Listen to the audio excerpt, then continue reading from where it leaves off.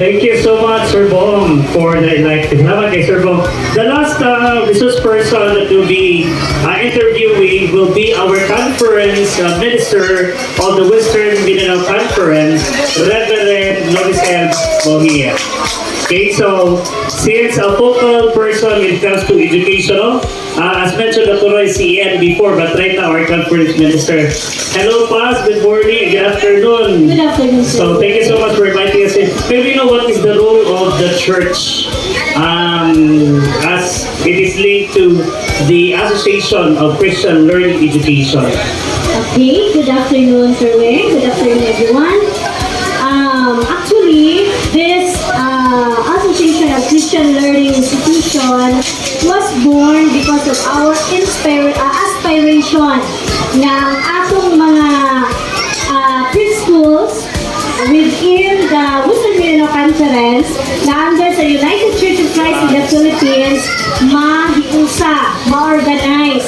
Aron nga, as what Dr. Roy have said, na ay collaboration, na ay partnership in terms sa mga developments, especially diha sa pag-exchange of ideas, na sa paglantaw nato o pag-respond sa challenges, especially on the registration sa ato ang registration as a preschool or institution. So this was first came to mind during that time when I was part of the CEN committee of our conference, wherein nangita kita og mga paagi on how to help our Christian learning institution under sa UCCP sa Western Mindanao Conference. Istorya na to, namon ni Dr. Roy, siguro that was 10 years ago, 2014, when I started my pastoral ministry in UCCP Aurora. And that time, diri giheld sa UCCP Dumingag ang kadtong training seminar, one day seminar sa ako ang mga preschool teachers headed by, as part of our activity, CEN committee sa atong konferensya. So, sa imong gipangutan na unsa ang role sa simbahan, the church, bakit di siya nahimong palatayanan aron ma-organize ang atong mga Christian learning institution. Actually, ang atong learning Christian learning institution sa UCCP, this was not just an institution, but this is part of our ministry, Christian education and nurture ministry sa atong local church. Ang atong mga preschools nga sa simbahan sa UCCP, kabahin din na siya sa ministeryo sa ato ang Christian education and nurture. Muna nga nabugna siya. So dako kayo ang pagpapil ang simbahan.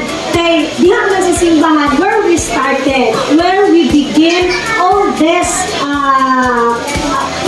ministry diha sa pagtudlo, pag-train, pag-nurture sa atong mga kabataan.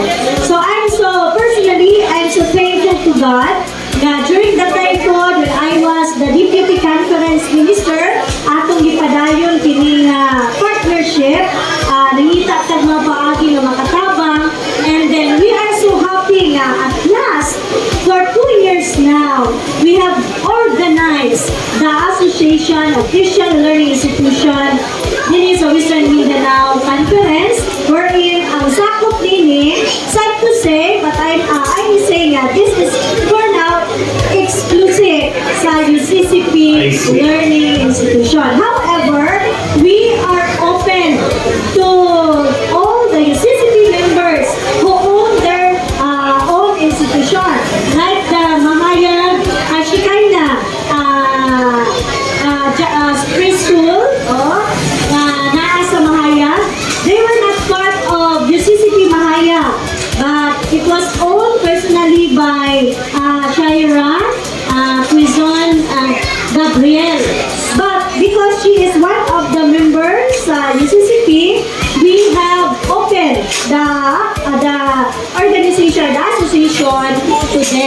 That's why we have, for now, we have 5 institutions na belong ni but we are looking forward for the participation of UCCP Pagadian City Jack and Jill, UCCP San Pablo Jack and Jill, and even sa UCCP Esperanza Jack and Jill, and sa tanan pa nga mga preschools nga padayon nga